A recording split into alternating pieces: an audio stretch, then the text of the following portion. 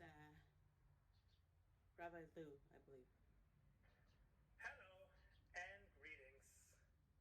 Pesach, or Passover in English, for 2021 will be celebrated from March 27th through April the 4th.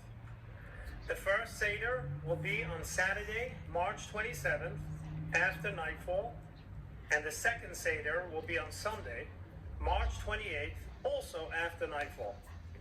From late morning on Saturday, March 27th, and continuing for the duration of the 8 days of Passover, leaven products are strictly avoided. If you are in need of anything Passover related, reach out to your Jewish chaplain or your CRN. What is Passover? The story in a nutshell is that Passover commemorates the emancipation of the Israelites from slavery in ancient Egypt. Passover is observed by avoiding leaven and is highlighted by the Seder meals that include 4 cups of wine, eating matzah and bitter herbs, and retelling the story of the Exodus. In Hebrew, it is known as Pesach, which means to pass over, because God passed over the Jewish homes when killing the Egyptian firstborns on the very first Passover Eve.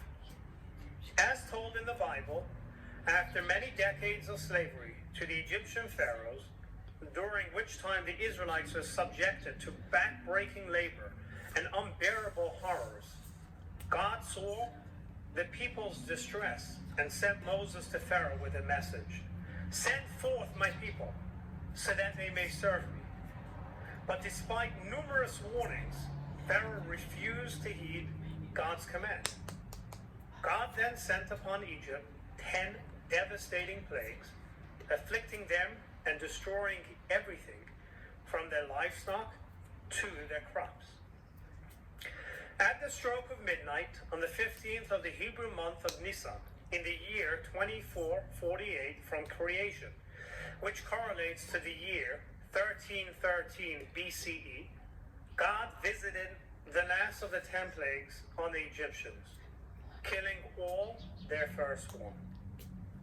While doing so, God spared the children of Israel by passing over their homes, hence the name of the holiday. Pharaoh's resistance was broken, and he virtually chased his former slaves out of the land.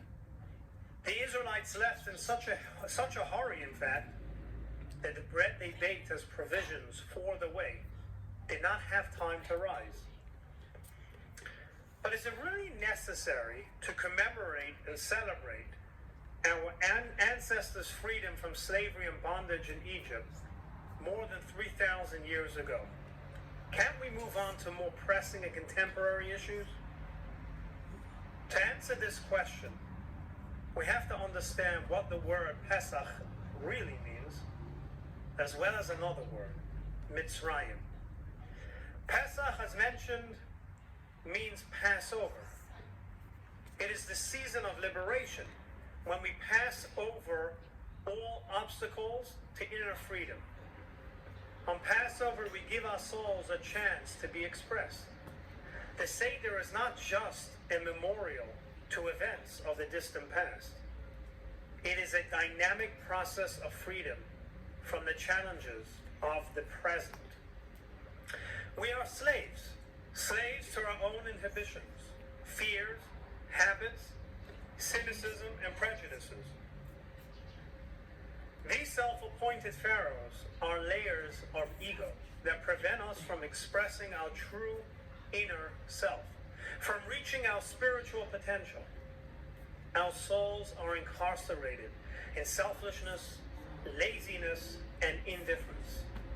So how do we free ourselves? By eating matzah. After eating matzah, the Israelites were able to run out of Egypt and follow God into the desert, because matzah represents the suspension of ego. Unlike bread, which has body and taste, matzah is flat and tasteless, the bread of surrender. Usually we are scared to suspend our egos because we think that we will lose ourselves. On Pesach, we eat the matzah. We suspend our egos and find ourselves, our true selves.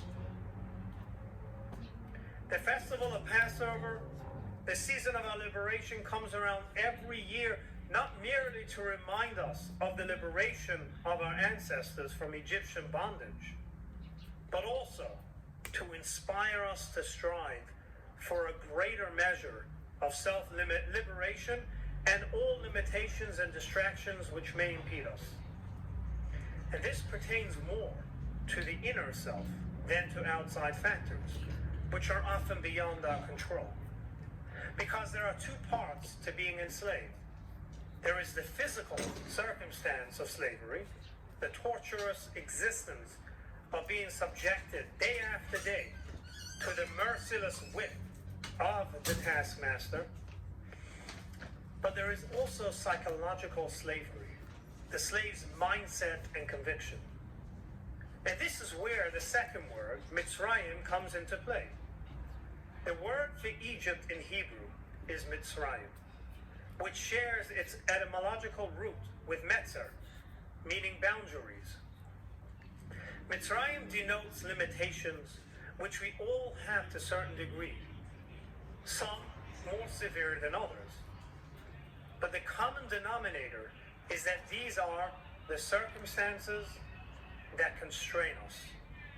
We may become freed from our external Egypt, but if Pharaoh has come out with us, essentially he continues to have full control, mastering our psyche. Our specific set of circumstances may have improved, but our life's tumultuous inner terrain remains the same. It's easy to think of ourselves as free when we have overcome an externally imposed limitation. We may be shocked, however, to discover that Pharaoh still pursues us, even after we've escaped his Egypt. But the abuser closing in on us is the same Pharaoh that we've allowed to accompany us. It's our own internal shackles.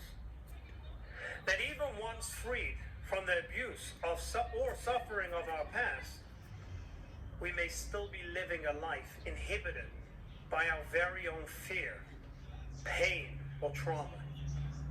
On the seventh day of Passover, we celebrate the splitting of the Red Sea. Even once they had been redeemed from Egypt, the Jews remained fearful of the Egyptians' great might and power. Only after the sea split and they saw the Egyptians dead on the seashore could they finally experience complete liberation. But why did God insist on taking the people through the sea? It was completely out of the way to Israel. God led them on a detour which trapped them between the sea and the chasing Egyptians. The earth is comprised of oceans and continents, sea and dry land. The difference between the two is that on dry land, all is open and visible. The trees, animals, mountains, and people that occupy it are all easily recognizable. The sea, on the other hand, is a vast blue expanse of mystery. Though the sea is teeming with life, when you look at it, you can identify nothing. All is hidden beneath the surface. So it is with a person. Our personality has two layers, our sea and our land. What we know of ourselves, our visible strengths, our tested talents, and our known abilities, the elements of our character that we are aware of, these comprise the dry land of our personality.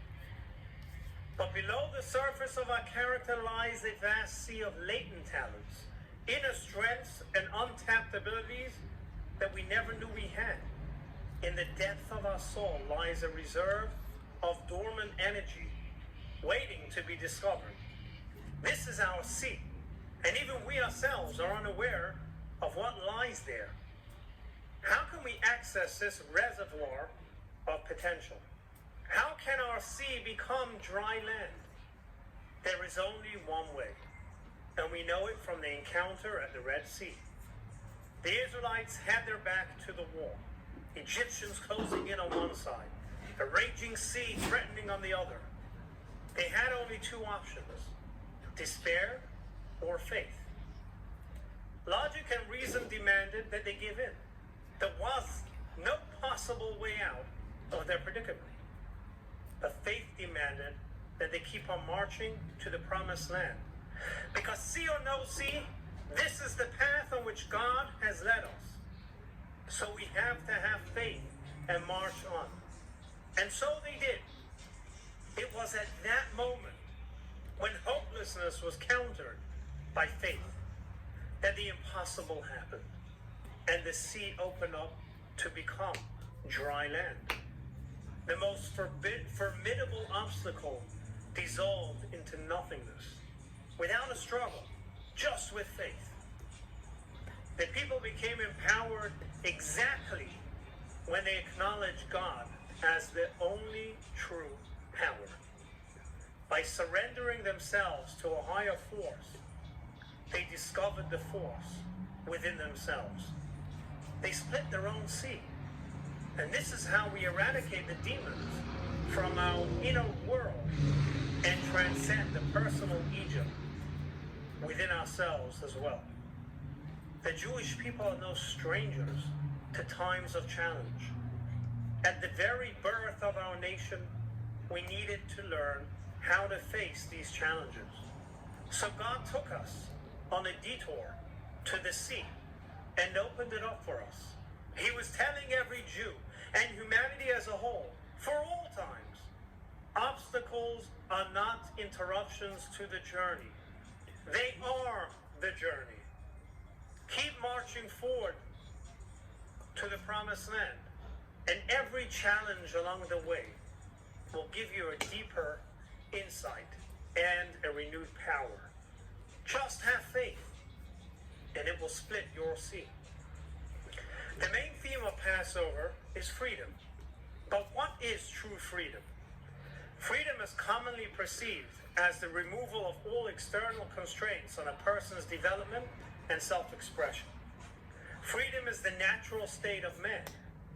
This line of reasoning implies that free him of all outside forces that limit and inhibit him, and you have a free human being. Passover embodies a far more ambitious freedom. The exodus from Egypt, which marked the end of Israel's subjugation to their Egyptian enslavers, was but the first step of a 7-week journey, a 49-step climb in the conquest and transcendence of self that culminated in our receiving the Torah at Mount Sinai on the festival of Shavuot. Nor does Shavuot represent the final realization of freedom. At Sinai, we were granted the potential and the challenge to attain yet a deeper dimension of liberty and self-transcendence. Standing before Pharaoh, Moses did not merely demand in the name of God that he let my people go, but let my people go that they may serve me. What is the significance of this liberating service? It means that man, no matter how free of external constraints, is a finite creature, ever subject to the limits of his own nature and character. That to attain true freedom, he must therefore transcend his humanity, his emotional, intellectual, even spiritual self, and access the spark of godliness that is his infinite supra-human self.